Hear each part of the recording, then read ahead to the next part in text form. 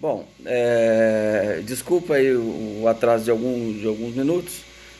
Para variar, eu tinha entrado lá na sala de Direito Processual Penal 1, que é a aula de amanhã. Eu estava lá aguardando e não vi ninguém, por isso foi eu conferir e novamente o equívoco. Mas eu costumo ainda até o final do curso.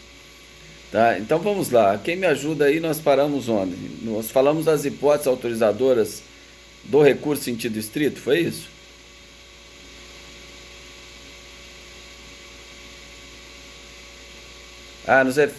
Nos efeitos, nos efeitos. Nós falamos, chegamos, mas não falamos efeito suspensivo não, né? Tá. Então nós vamos tratar agora dos efeitos do recurso em sentido estrito. É importante essa matéria de efeitos do recurso em sentido estrito, porque no decorrer da atividade vocês vão verificar, né, a sua semelhança em relação ao efeito com o agravo lá no processo civil, principalmente em relação ao efeito diferido, iterativo ou regressivo, que é um efeito que detém o recurso em sentido estrito, tá? Mas vamos falar do efeito devolutivo, né? Essa é a regra de todos os efeitos, né?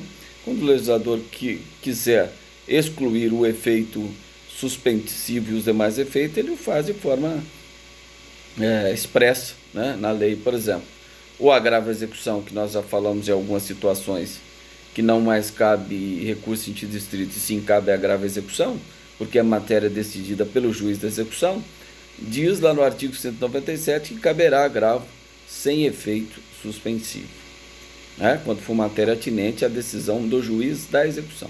Só que aqui nós vamos estudar algumas hipóteses de cabimento do recurso em sentido estrito que o próprio legislador elencou.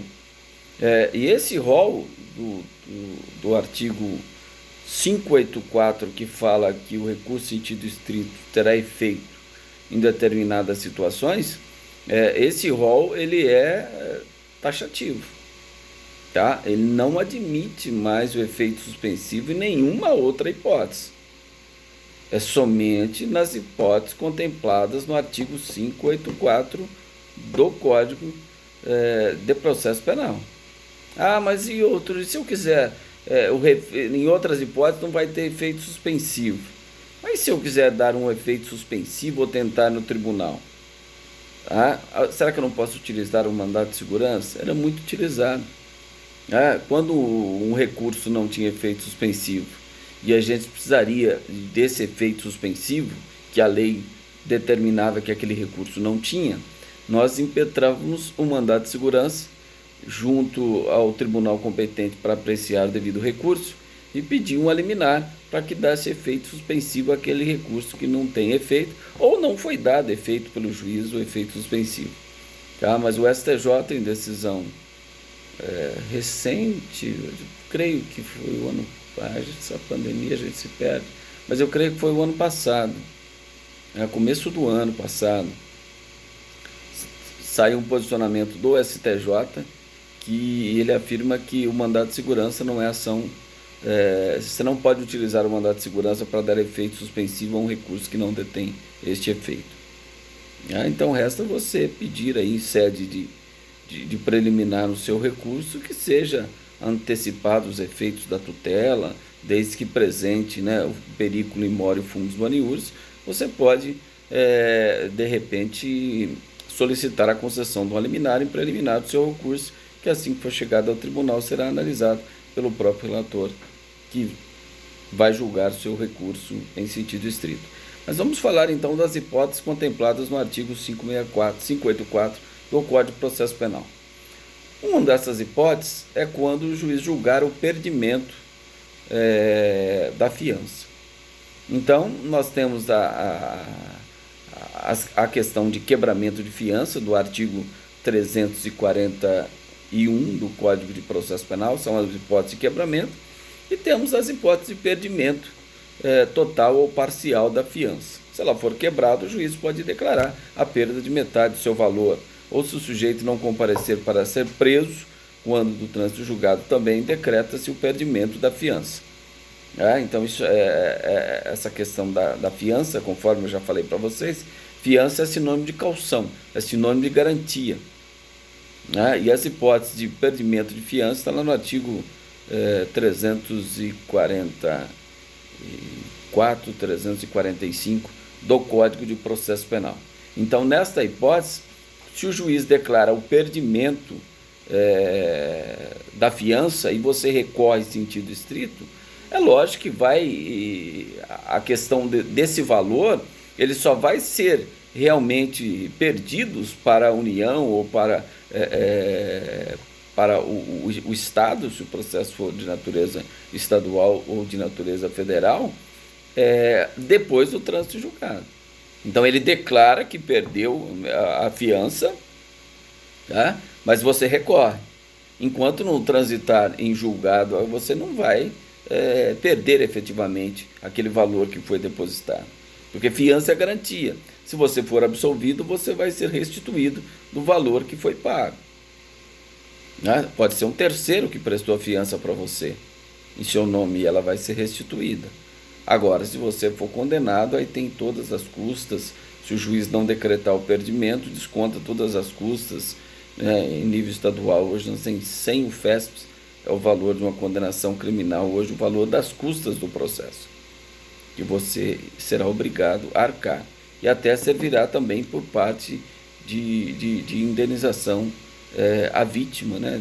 Desse valor também pode ser assim determinado em caso de condenação criminal. Tá certo? E então falamos essa primeira hipótese. Quando o juiz julgar deserta a apelação, os efeitos desta decisão, quando você interpõe o recurso sentido, recurso sentido estrito, ele é suspensivo. Mas não que irá suspender os efeitos da sentença condenatória. Não, mas suspende a decisão que julgou deserto. Vamos imaginar que, olha, o juiz dá uma decisão, fala, olha, não, vou julgar deserta a sua apelação, tendo em vista aqui que eu entendo que houve o trânsito julgado, eu certifico e determino a prisão do réu. Espeça-se mandado de prisão.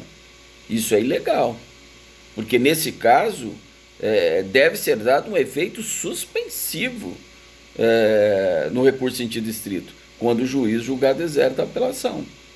Tá? Não que vai modificar aquela sentença condenatória, se foi decretada a preventiva lá, você entra com recurso em sentido estrito, porque o juiz denegou a sua apelação. Ele não vai ser colocado em liberdade, nada disso. O que fica suspenso são os efeitos da decisão que julgou deserto, não aquela que foi objeto do recurso de apelação, que é uma sentença condenatória, ou, aliás, condenatórias absolutória. E absolutória nunca terá efeito suspensivo, né? O sujeito que for absolvido será colocado imediatamente em liberdade, falando desse aspecto da prisão. Tá? Então resta entender que quando o juiz vai dar o efeito suspensivo no recurso de sentido estrito dessa decisão que julga deserta a apelação, suspende tão somente os efeitos daquela decisão. Os efeitos da sentença condenatória continuam plenamente. Tá? Isso deve ficar bem claro também. Outra hipótese que será dado efeito suspensivo também no recurso sentido estrito é em relação à decisão de pronúncia. Mas o que suspende é tão somente o julgamento. Então, se o réu foi pronunciado, todo mundo tem que saber isso. O que é pronúncia? Mandou ele para júri. Segunda fase de julgamento dos crimes de competência do tribunal do júri. Ele foi mandado para julgamento pelo júri. Segunda fase. Você recorreu da decisão de pronúncia, com fundamento no artigo 581, inciso 4º do Código de Processo Penal.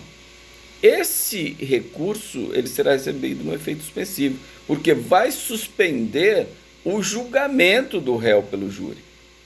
Então, enquanto não transitar em julgado essa decisão que pronunciou o réu, determinando que ele seja submetido a julgamento pelo tribunal do júri, ele não será submetido a julgamento. Tá? Então, se você recorreu da pronúncia, recurso em sentido estrito, depois lá na frente, pode ser que haja a possibilidade de propor embargos infringentes ou de nulidade. Depois, recurso especial, extraordinário ou ambos. O que vai acontecer? Enquanto não transitar em julgado os recursos nas instâncias superiores, o que vai acontecer? não pode o réu ser submetido a julgamento pelo plenário do tribunal do júri. Então, nesse caso, o recurso em sentido estrito terá efeito suspensivo. Tá certo? E também a outra hipótese que está contemplada no artigo 584 é a hipótese de quando o juiz desclassifica nos termos do artigo 419, que nós já conversamos sobre isso em aulas anteriores. Ou seja, vamos imaginar que o juiz do júri chega um homicídio para ele, doloso, conforme denúncia oferecida pelo promotor, homicídio doloso. O juiz faz aquela audiência de instrução no sumário de culpa, ou juízo de admissibilidade de acusação, e nesse momento, após as alegações das partes, finais das partes, ele entende que não é crime doloso, que foi um crime culposo. O que ele vai fazer? Ele vai desclassificar e mandar para o juiz singular. E o juiz singular que julga o homicídio culposo, não é o juiz da vara do júri. Então ele desclassifica. Se ele desclassifica, você vai interpor recurso em sentido estrito, com fundamento no artigo 581, inciso 2 do Código de Processo Penal, quando o juiz declarar-se por incompetente. Então ele declarou que é incompetente, mandou para o juiz que ele entende competente, dessa decisão cabe recurso em sentido estrito. Enquanto não transitar em julgado esse recurso em sentido estrito, não será enviado lá para o juiz competente. Então vamos imaginar, o juiz aqui da primeira vara do júri aqui de Ribeirão Preto, ele está com o processo lá. Chega nesse momento, que é nessa fase que ele pode dar aquelas 4 decisões, que é finalizando a fase de admissibilidade da acusação, que ele pode pronunciar, desclassificar, pronunciar ou absolver sumariamente. Se ele pronunciar ou absolver sumariamente, artigo 416, apelação. Se ele desclassificar, aí artigo 419, ele envia para o juiz. Então essa da primeira vara, ele vai enviar para outro juiz singular. Só que aí o promotor recorre. Ou a defesa recorre, porque a desclassificação não foi de acordo com a defesa queria, então a defesa pode recorrer também. Aí há um recurso. Das partes, pois não. Rapaz, sabe o que é? Que eu não me preocupei, que eu estou fazendo essas gravações, estão sendo todas disponibilizadas também no YouTube, tá bom? Antônio Carlos Advocacia Criminal. Vocês entram no canal do YouTube, todas essas aulas estão sendo disponibilizadas lá. Mas foi bom você me avisar, nós gravamos aqui também. Tudo bem? Então vamos lá. O artigo 419, então, ele autoriza esse recurso em sentido estrito, com fundamento no inciso 2 do artigo 581. Então, enquanto não transitar em julgado essa decisão que desclassificou, ele não será remetido ao juiz singular. Pessoal, tem o microfone aberto aí, por gentileza. Tá? Ele não será remetido ao juiz singular. Só quando transitar em julgado. Então vamos imaginar que aí a parte, eu recorri em sentido estrito. Aí foi para o Tribunal de Justiça, eu recorri para Brasília. Enquanto não transitar em julgado lá, não vai mandar para um dos juízes singular aqui de Ribeirão Preto, que são 5. Aí vai distribuir para ver. Depois que transitar em julgado, vem para a instância originária, para a primeira vara do júri, e ele vai remeter, aí sim, para ser distribuído em uma das varas singulares da comarca de Ribeirão Preto. Tá certo? Então esses são os dizeres do artigo 584, que diz que nesses casos o recurso em sentido estrito será recebido no efeito suspensivo. E são hipóteses taxativamente previstas em lei. Não podemos criar outra situação. Mas se eu quero dar um efeito suspensivo naquela decisão, o mandato de segurança não serve mais conforme dizeres do STJ. Não cabe mais mandato de segurança para dar o efeito suspensivo a um recurso que não tem deste efeito. Pessoal, tem um microfone ligado aí. Vamos lá. Aí, tá ok. Tudo bem, então, falamos do efeito suspensivo. Então falamos do efeito devolutivo, que é a regra, né? Aquela matéria decidida em primeiro grau é remetida para ser apreciada na instância superior. Todos os recursos detêm esse efeito devolutivo. Até o recurso especial extraordinário também detém um efeito devolutivo. Devolve toda a matéria para ser apreciada pelo tribunal, mas a matéria de direito, não a matéria fática.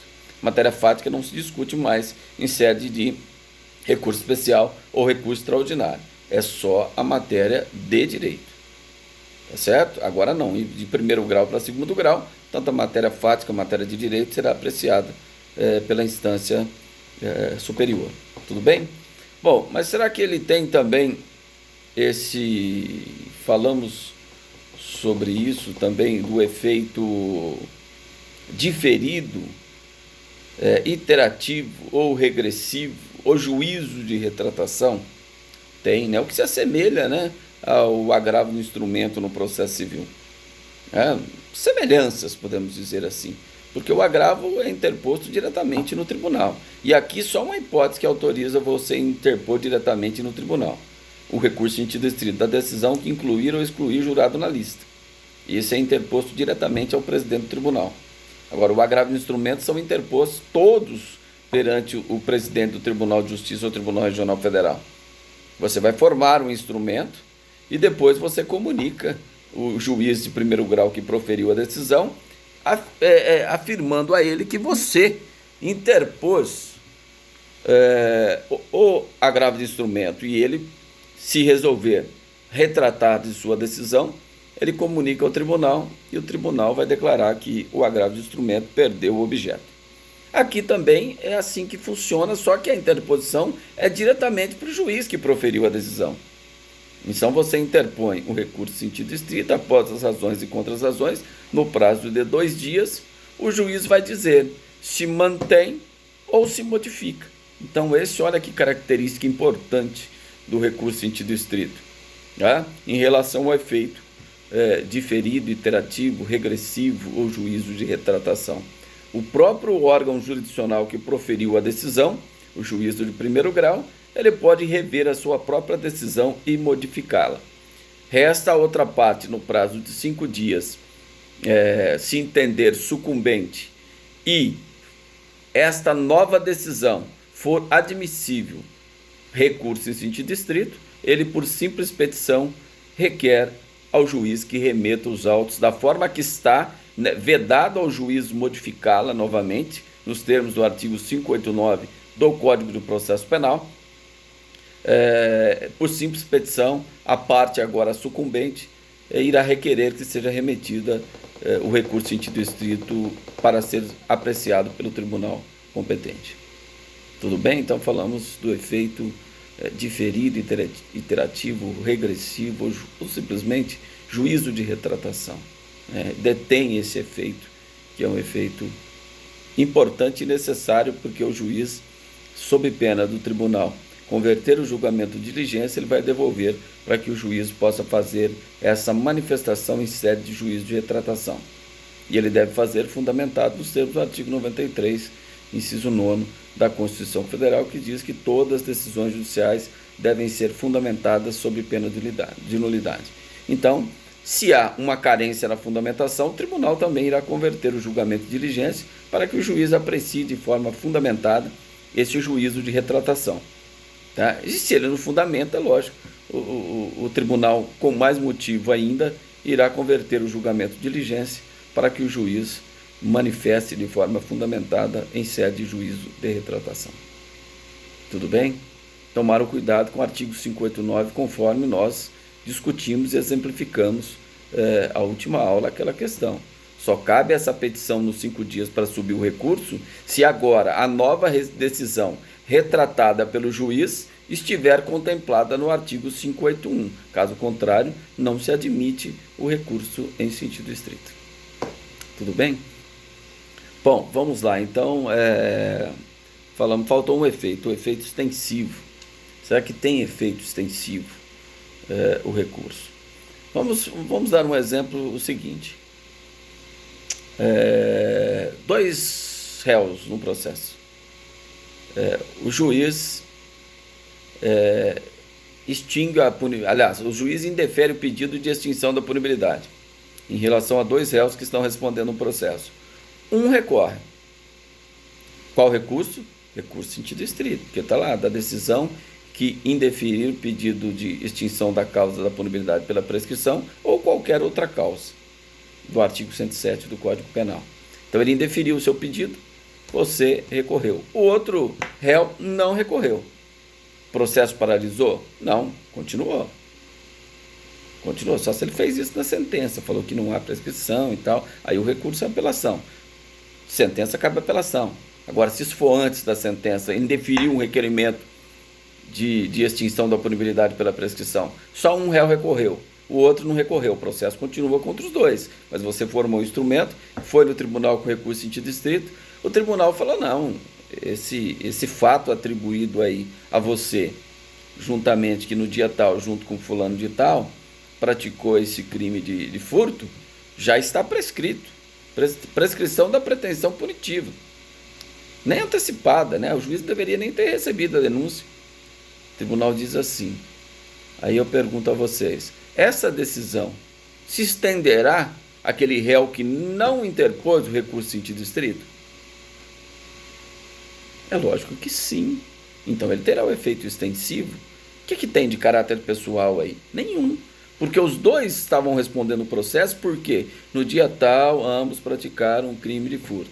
Aí o tribunal considerou aquela data da consumação do crime para verificar a prescrição. Lógico, não teve nenhuma causa de suspensão ou interrupção em relação aos dois. Os dois igualzinho no processo. Não teve nada disso. Se o tribunal reconhece que aquele fato atribuído ao réu está prescrito, em relação ao outro também, é lógico que estenderá os efeitos dessa decisão do recurso em sentido estrito. Então nós podemos falar que nesse caso ele teve o efeito extensivo que está descrito no artigo 580 do Código de Processo Penal, certo? Agora, diferente, presta atenção, mesmo exemplo, dois réus estão sendo processados, um recorre alegando o seguinte, olha, está prescrito porque na época que eu cometi o crime, eu era menor de 21 anos. Bom, se eu era menor de 21 anos, a contagem da prescrição em abstrato, ou seja, em concreto também não vai mudar nada, mas ela reduz em metade. Se ela reduz em metade, o tribunal fez o cálculo e encontrou que está prescrito contra aquele réu que entrou com recurso em sentido estrito, tendo em vista que o juiz indeferiu, e aquele que não entrou. Será extensivo a ele essa decisão? Não, pelo seguinte fato, isso não é um caráter pessoal? Se tem caráter pessoal na decisão, torna-se incomunicável. Se não tiver caráter pessoal, aí comunica. Essa é a regra para todos os recursos, quando nós falamos de efeito extensivo. Até mesmo em sede de habeas corpus, que não é recurso, mas é uma ação, pode se estender também aos demais réus de um processo que não entraram com habeas corpus. Volta e meia vocês verificam aí na TV, olha, a defesa dos réus tal, vão pedir a extensão do habeas corpus decidido em favor do outro. Tudo bem, se for a mesma situação. Agora, e se o tribunal concedeu o habeas corpus para aquele réu que impetrou a ordem de habeas corpus, porque ele estava com um problema grave de saúde que não era possível se tratar no presídio? É uma situação especial e pessoal, não é? Então vai estender em relação àqueles que estão com a saúde ok? É lógico que não, porque isso é caráter pessoal. Então, se tem caráter pessoal, é incomunicável. Não tem efeito extensivo. Tá? Nós já falamos sobre isso também na teoria geral dos recursos. Lembram que eu frisei bastante a importância, e o 580 trata alguns referente aos artigos que contemplam a teoria geral dos recursos também, quando nós falamos dos efeitos que podem ter os recursos no processo penal, que são 4. Exemplificamos agora o último, que é o efeito extensivo. Tudo bem? Alguém não entendeu esse efeito extensivo? Eu já dei vários exemplos, só agora eu dei 2 exemplos, para que vocês pudessem efetivamente entender esse efeito extensivo, que serve para outros recursos, e até mesmo outras ações autônomas de impugnação. Alguma pergunta?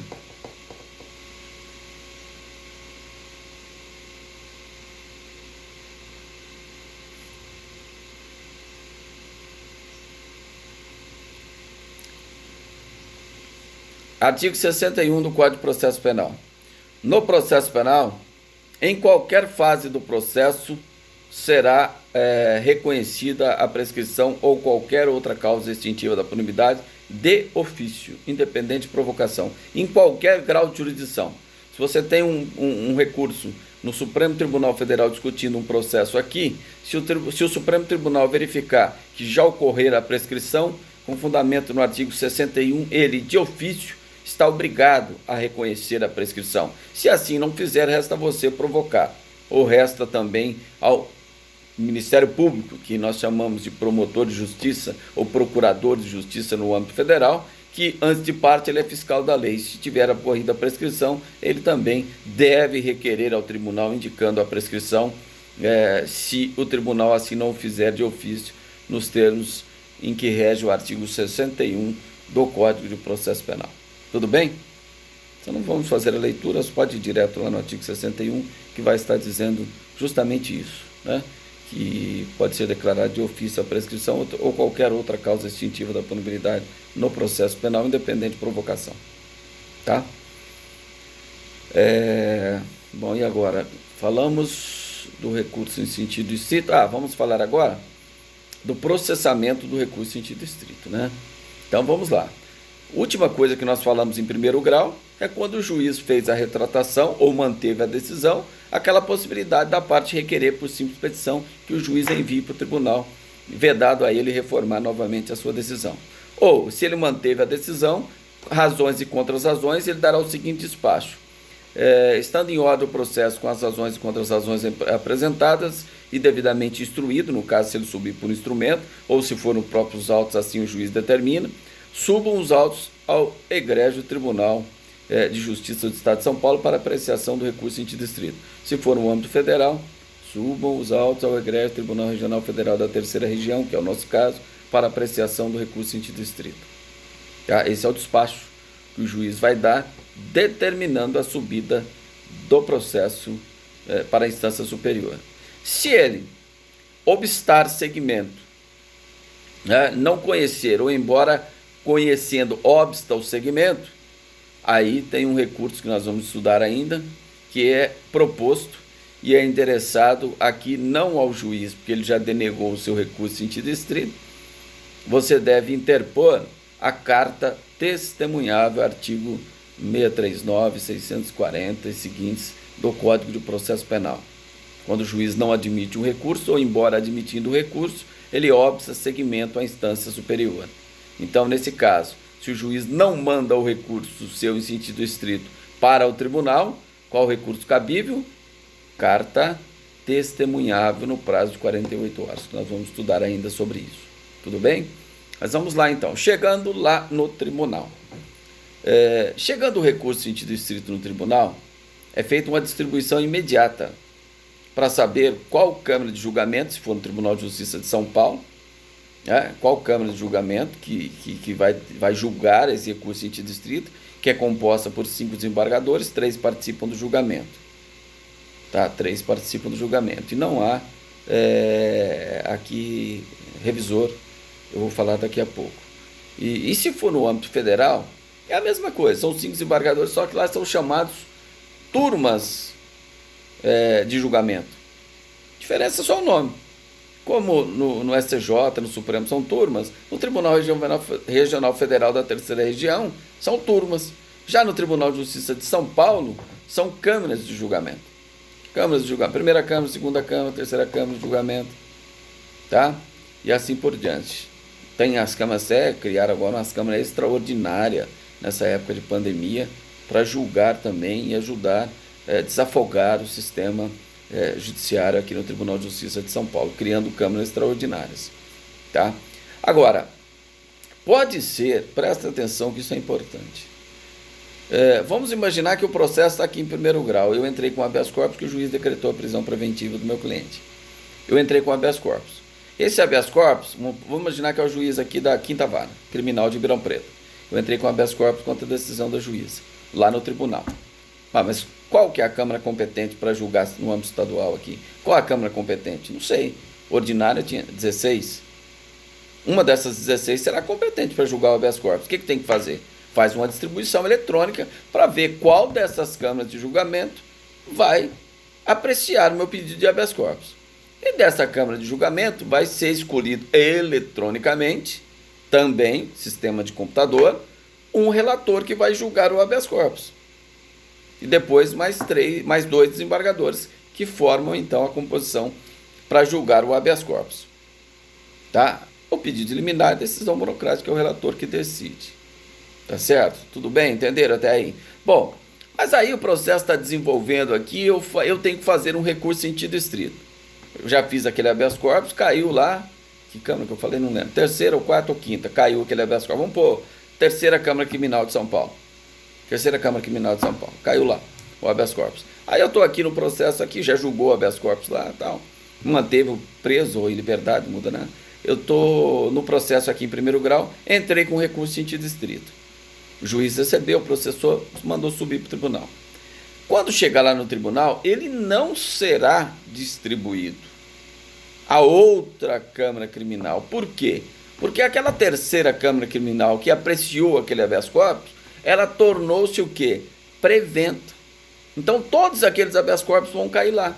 É igual vocês vejam lá no Supremo Tribunal Federal, Lava Jato de Curitiba, quem que é o relator? Ministro Edson Fachin. Então tudo que cair, vai cair na mão dele. No STJ, é o Félix Fisch, né? acho que é o relator da Lava Jato no STJ, salvo engano. Então tudo vai cair na mão dele. Já está prevendo aquela Câmara Criminal, ou no caso dos tribunais superiores, as turmas criminais. Então aqui é a mesma coisa. Se já teve um habeas corpus, quando o meu recurso em sentido estrito chegar lá, ele vai receber uma numeração, mas ele vai direto para quem? Para aquela Câmara e para aquele relator que decidiu o habeas corpus. Ele será o relator também do recurso em sentido estrito. Certo? Então, chegando lá, a distribuição é imediata. Isso antes da reforma 45 de 2004, que é a reforma do judiciário, 2004, né, já faz bastante tempo, determinou-se a distribuição automática do processo, depois da reforma do judiciário. Antes, o que acontecia? Esses processos de apelação, recurso em sentido estrito, ele chegava no tribunal, ele ficava lá 2 anos, 3 anos, sem sequer ter sido distribuído. Prescrição ocorrendo, e assim era aquela coisa. Hoje não, hoje é distribuição automática. Princípio da duração razoável do processo, que é uma garantia constitucional que nós todos temos direito, a duração razoável do processo, né? Que é o princípio que nós já estudamos sobre ele o semestre passado. Tá? Então, distribuição automática. Se eu não tenho nada de prevenção lá, vai ser distribuído então para uma daquelas câmaras criminais. Chegando lá, ele entra, já vai para o cartório distribuidor, faz a distribuição, já sai publicado de diário oficial. Distribuído o recurso em sentido estrito, número tal, a quarta Câmara Criminal, relator, desembargador, fulano de tal. Tá? É assim que funciona. Bom, mas chegando lá, vai direto para a Procuradoria-Geral de Justiça, isso no âmbito estadual, se for no âmbito federal, Subprocuradoria da República, que atua junto ao Tribunal Regional Federal da Terceira Região, que é São Paulo e Mato Grosso. E se for no Tribunal de Justiça, Procuradoria de Justiça, é o Procurador de Justiça. Então, vai para a Procuradoria-Geral de Justiça para oferecimento do parecer, no prazo de 5 dias. E depois, com o parecer, volta concluso ao relator, que mais 5 dias para ele fazer o voto e pedir data de julgamento, incluir o processo à mesa, ou seja, a pauta de julgamento. Então isso parece assim bastante simples, né? Então 5 mais 5, 10, mas não é assim que funciona. Mas São Paulo está bem rápido com a digitalização do processo, né? Não está demorando, mas um recurso em sentido estrito, em média, para ser julgado hoje, hoje não posso falar, tendo em vista essa pandemia, mas no estado normal de coisas que a gente vivia, em média, 5 meses, às vezes 4, às vezes 6 meses para julgar um recurso em sentido estrito. Tá? Bom, mas chegando lá, o relator, ele poderia fazer o seguinte. Lembram que eu falei para vocês em 2 palavras esquisitas, né? Juízo de prelibação e juízo de delibação? Então, quando chegar o recurso em sentido estrito lá na mão do relator para ele fazer o voto, ele vai analisar se estão presentes os requisitos de ordem objetiva e subjetiva dos recursos. Ah, vocês vão perguntar, mas o juiz já não viu isso lá em primeiro grau? Não interessa. O tribunal vai rever, o relator irá rever. Ele vai ver se o recurso é adequado, se o recurso é cabível, se ele é tempestivo, se ele foi interposto regularmente, ausência de fatos impeditivos ou extintivos dos recursos, se a parte recorrente tem interesse recursal ou se a parte recorrente é parte legítima para apresentar o recurso. Tudo isso será analisado pelo desembargador relator que receber o recurso em sentido estrito. Tá? Isso chama-se um juízo de prelibação. Então nós falamos que quando ele fala ok nesse juízo de prelibação, nós afirmamos que ele conheceu o recurso. Ele fala assim, conheço o recurso tendo em vista que estão presentes os requisitos de admissibilidade, requisitos objetivos, requisitos de ordem subjetivos e objetivos. Portanto, recebo o recurso. Isso significa que ele julgou? Não. Se ultrapassou uma barreira. Ele falou, eu vou analisar o mérito do seu recurso. E aí, então, já que você satisfez essa primeira barreira, vai para a segunda, que é o mérito que ele vai enfrentar. Você pede provimento ao recurso. Em segundo grau, a gente fala em provimento. Se fosse primeiro grau, procedente. Então, os embargos em primeiro grau, seja julgado procedentes. Embargos em segundo grau, seja dado provimento aos embargos declaratórios. Né? Nós já discutimos sobre isso. Então, aqui, você vai pedir que, em sendo conhecido o recurso, o que espera a defesa, no mérito seja dado provimento ao recurso sentido estrito, por exemplo, para decotar uma qualificadora descrita na decisão da pronúncia. Esse seria um pedido que você iria formular no mérito, que seja dado provimento. E aí o relator vai verificar se ele dá total provimento, ele pode dar parcial provimento, ou ele pode negar provimento. Isso é um mérito. Ele vai fazer o voto. Após ele fazer o voto, aí ele, quando seria em tese, no prazo de 5 dias, ele vai pedir data de julgamento. Então vai sair publicado no Diário Oficial que o processo tal, número tal, relator tal, parte tal, será julgado no dia tal. Então você tem o direito de fazer a sustentação oral. Se você que recorreu, você fala primeiro, após o relator fazer um relatório do voto, abre a palavra para a defesa, se ela for a recorrente, e depois para a Procuradoria-Geral de Justiça, que vai ter um procurador de justiça lá, ou um subprocurador da República, se for no âmbito federal, você terá 10 minutos para fazer a sustentação oral. Hoje, com a pandemia, a gente faz tudo isso via computador, acessando um link que será enviado no dia pelo tribunal. Aí se o julgamento começa às 13h30, você entra, igual eu faço aqui com vocês. Vocês fazem aqui. Vocês entram na reunião e ficam me esperando aqui. Aberto o link, vocês ficam me esperando. Só que esses dias eu fiquei das 13h30 até as 18h. Esperando, sem acompanhar. Se tivesse pelo menos acompanhando a sessão, pelo menos você estava assistindo lá, é legal. Mas não, fica tudo escuro lá, a tela, e só vai abrir quando te chamar. Me chamou 18 horas. E eu fiquei das 13h30 até as 18h. Porque agora surge a possibilidade de mais advogados fazerem a sustentação oral, né? Primeiro, o cliente às vezes não tem condição de pagar o advogado.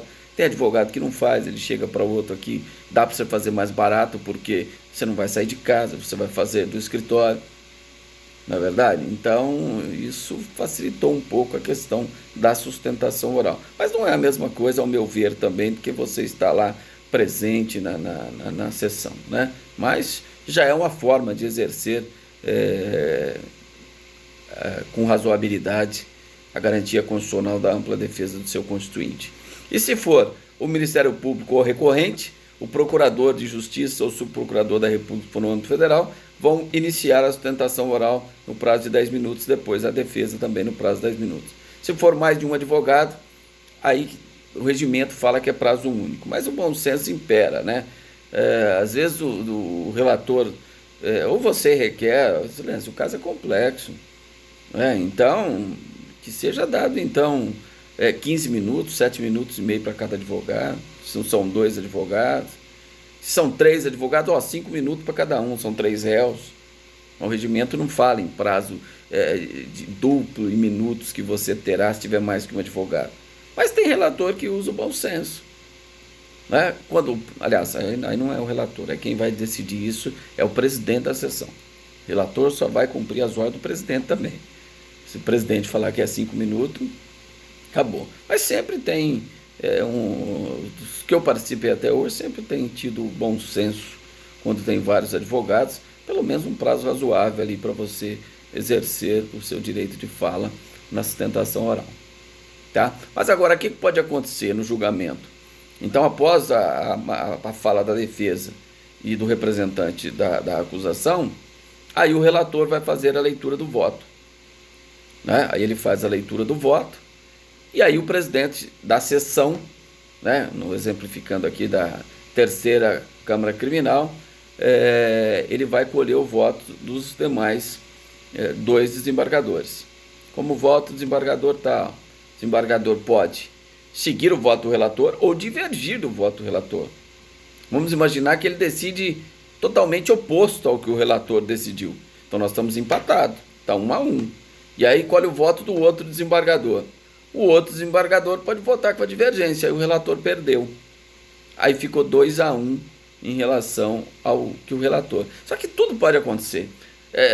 Às vezes a gente participa de algumas sessões que, nesse caso de repercussão que eu atuo e que todo mundo acompanha, do Guilherme Longo, no habeas corpus, deixa eu lembrar direitinho, da primeira Câmara Criminal, Pérez Pisa. Como não tem segredo de justiça e processo, não tem problema nenhum, eticamente, eu falar sobre ele. Tá? Mesmo quem foi sede de habeas corpus. O desembargador Pérez Pisa, após a sustentação oral minha, que foi bem incisiva, que eu já estava, era o 8º habeas corpus que eu já estava, e eles não reconhecendo excesso de prazo, meu cliente preso há 2 anos e 4 meses. Aí o Pérez Pisa indeferiu, falou, não, eu estou negando o provimento ao habeas corpus, não concedendo a ordem, denegando a ordem. Explicou o motivo. E aí eles me perguntaram, mas doutor, como que está a instrução? Eu falei, pela ordem de silêncio, a instrução está assim. E aí o outro desembargador, Márcio Bartling, que estava presidindo a sessão, e colheu o voto primeiro do Figueiredo Gonçalves, que ele sempre foi a favor da defesa no que se refere aos indícios de autoria e materialidade. Então ele sempre votou com a defesa, mas era voto vencido. E em habeas corpus não cabe embargos infringentes. Mas eu utilizava a fundamentação dele para me alicerçar outros habeas corpus no STJ, que aí era meu entendimento juntamente com o entendimento do desembargador Figueiredo Gonçalves. Aí nesse dia o Figueiredo Gonçalves falou que era o caso de conceder, e aí o próprio presidente convenceu o relator que, ora, não tem jeito, esse processo já faz muito tempo, né? O advogado já está aí com 7, 8 vezes aqui, acho que não está razoável, vamos conceder umas medidas cautelares a ele. E aí o relator mudou de ideia. Ele ficou convencido pelos outros 2 desembargadores que era o caso de aplicar umas medidas cautelares. Então vamos aplicar 2 medidas cautelares, tal. Isso antes dele fugir, né? Depois ele fugiu do país, né? E foi concedida a ordem desses termos. Então, viu o que pode acontecer numa sessão de julgamento? O próprio relator pode se convencer dos argumentos da parte do outro desembargador e se adequar àquele entendimento que prevaleceu em um dos 3 votos, que não é o do relator. Tá bom? Tudo bem? Deu para entender legal aí essa questão do processamento lá, né? E não tem o revisor. Não tem o revisor. O que eu estou falando aí está no artigo 610 do Código de Processo Penal, que eu vou falar agora está no artigo 613 do Código de Processo Penal. Só tem o revisor no caso de apelação cujo crime é apenado com reclusão. Aí tem o revisor. Aí vai para o relator, depois o relator manda para o revisor dá o voto e pede pauta de julgamento. Tá? Isso na apelação, artigo 613, nos crimes apenados com reclusão. Tudo bem? Aqui no recurso interdisciplinares não tem a figura do revisor. Tá? É o relator e os outros 2 desembargadores que compõem o julgamento. Tudo bem? Bom, então vamos falar agora dos recursos em face à decisão do recurso em sentido estrito. E outro detalhe que eu queria explicar para vocês. Presta atenção. Pode ser que aquele relator tenha superado o juízo de prelibação. E no juízo de delibação ele pode ter dado provimento ou negado provimento no recurso em sentido estrito. Perfeito. Só que pode ser que um daqueles outros desembargadores os outros dois que estão participando do julgamento, pode falar, não, mas eu entendo que esse recurso é intempestivo. Eu não conheço o recurso. E o outro desembargador fala também, eu não conheço o recurso. Então, por 2-1, não conheceram o recurso, ficando vencido o relator que conhecia o recurso e dava provimento ou negava provimento ao recurso. Essa será a ementa de julgamento que deverá ser proferida pelo presidente. Tá? Então pode ser que aqueles outros dois façam um juízo de prelibação e entende que não estão presentes alguns dos requisitos objetivo ou subjetivo do recurso e não conhecem o recurso. E fica vencido o relator que conhecia. Então tudo isso pode acontecer. Todas essas questões que eu exemplifiquei pode acontecer numa sessão de julgamento. Tá bom? Mas vamos falar do recurso agora então. Dado provimento ou negado provimento ou não conhecido o recurso, se for por decisão não unânime desfavorável ao réu, é possível você interpor os embargos infringentes. E os embargos infringentes ou de nulidade, que é um recurso só, eu falo infringente quando eu discuto o mérito, eu falo de nulidade quando eu discuto questões de natureza processual, mas é um recurso só. Né? Decisão não unânime desfavorável ao réu. É um recurso exclusivo da defesa. Só a defesa pode interpor embargos infringentes, exceto no Superior Tribunal Militar, que lá a acusação e a defesa, em grau de igualdade, pode propor embargos infringentes. No STJ não tem previsão de embargos infringentes e no STF está previsto no regimento interno os embargos infringentes, que foi bastante discutido na ação penal 470 do Mensalão, que ficou por maioria decidido que o regimento interno, no que se refere aos embargos infringentes, continua em plena vigência. Então vamos lá. 2-1, desfavorável ao réu, embargos infringentes. Eu sou obrigado a propor embargos infringentes? A resposta é: depende. Depende do quê? Se eu quero que aquela minha tese seja apreciada pelo STJ porque violou dispositivo constitucional, infraconstitucional, seja a sentença ou o acordo, violou dispositivo infraconstitucional, eu quero entrar com recurso especial. Ou se violou a Constituição Federal, ou se eu tenho as duas violações, necessariamente eu terei que propor recurso especial extraordinário de uma única decisão. Ah, mas eu não quero interpor embargos infringentes e perder tempo, eu já vou entrar direto com recurso especial extraordinário. Você pode fazer isso? Nunca. Simplesmente porque a Constituição diz lá no artigo 102 e 105 da Constituição que caberá recurso especial extraordinário nas seguintes hipóteses. Enumera as hipóteses: 4 hipóteses de recurso extraordinário, 3 hipóteses de recurso especial, de decisão proferida pelo Tribunal de Justiça ou Tribunal Regional Federal, de última ou única instância. Se ainda cabe embargos infringentes, eu não terei uma decisão de última instância. Portanto, se eu não interpor obrigatoriamente os embargos infringentes, só o microfone aberto aí. Se eu não interpor os embargos infringentes, eu não posso interpor, eu até posso, mas não será conhecido o recurso especial extraordinário ou ambos. Porque você não tem decisão de última instância proferida pelo Tribunal de Justiça ou Tribunal Regional Federal. Por isso que, se você quer explorar essas instâncias, obrigatoriamente você tem que propor embargos infringentes. Senão o seu especial extraordinário não será conhecido. E ainda tem mais detalhe ainda quando eu falar de embargos infringentes parciais. Aí que a coisa complica mais ainda. Mas aí eu vou deixar para falar no momento oportuno. Tá certo? Então, decisão não unânime favorável ao réu, embargos infringentes, necessariamente, se você quiser interpor depois um recurso especial extraordinário ou ambos. Você é obrigado a interpor.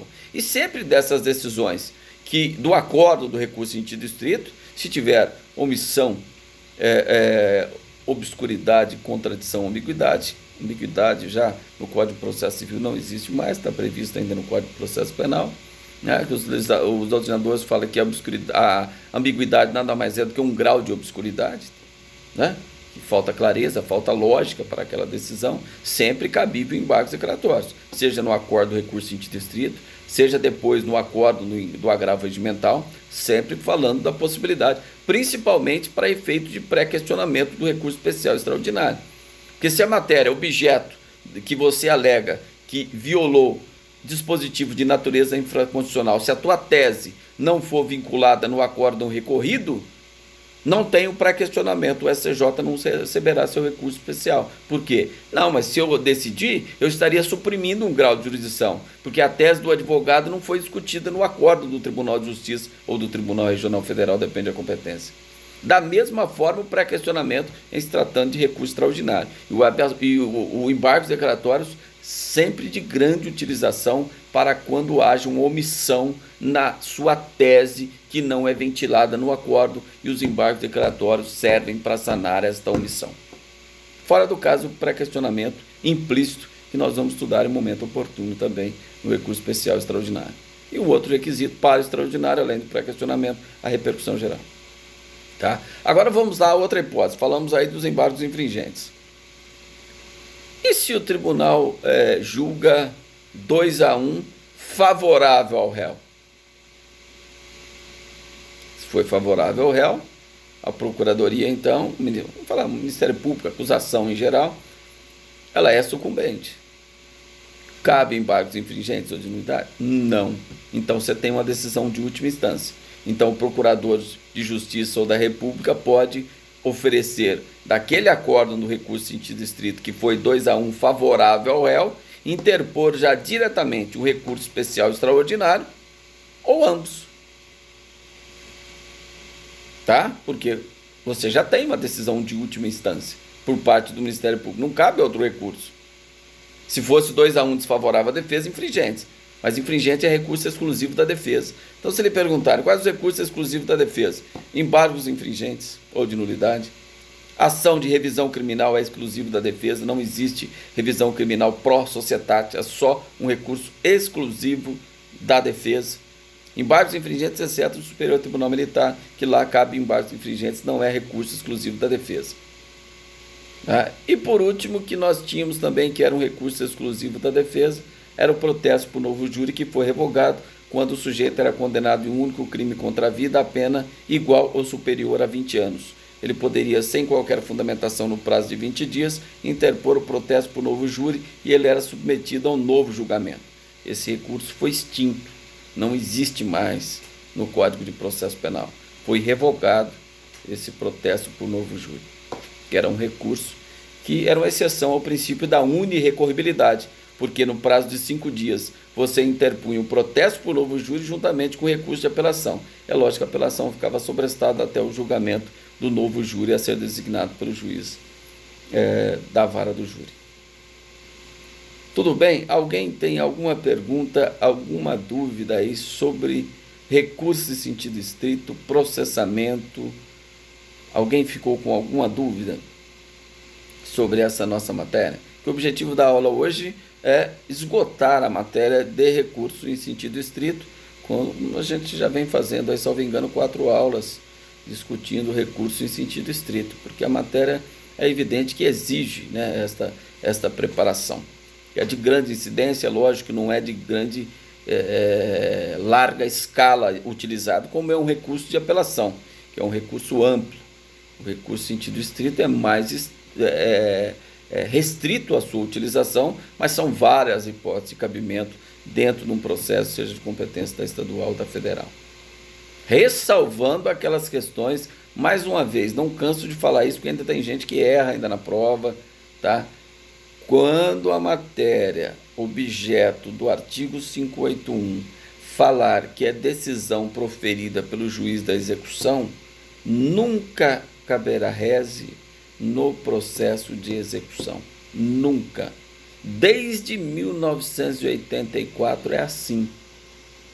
Não cabe rese de decisão de juiz da execução. Em nenhuma hipótese. Em nenhuma hipótese. Por quê? Porque tem um recurso cabível e adequado para você impugnar as decisões do juiz da execução, que é o agravo à execução. Por isso que não cabe rese. Falou em execução penal, você esquece rese. Tanto que nós estudamos todas as hipóteses do artigo 581 e eu falei para vocês, olha, isso não tem aplicabilidade mais, porque em 84 houve uma reforma geral uma reforma da parte geral do Código Penal, criando a Lei de Execução Penal, que é a Lei 7.210 de 84, e em seu artigo 184 criou o agravo sem efeito suspensivo, exceto a hipótese do artigo 179 da LEP, quando o juiz revoga a medida de segurança de internação em hospital de custódia. Nesse caso, o agravo terá efeito suspensivo. É a única hipótese do artigo 179, mas será matéria de estudo em outra ocasião. Tá? Alguém tem alguma pergunta, alguma dúvida? Senão eu vou encerrar nossa aula de hoje com esta matéria. A próxima aula nós vamos concentrar nosso estudo no recurso de apelação. Então é um recurso também que acredito que irá demandar no mínimo umas 6 aulas, onde nós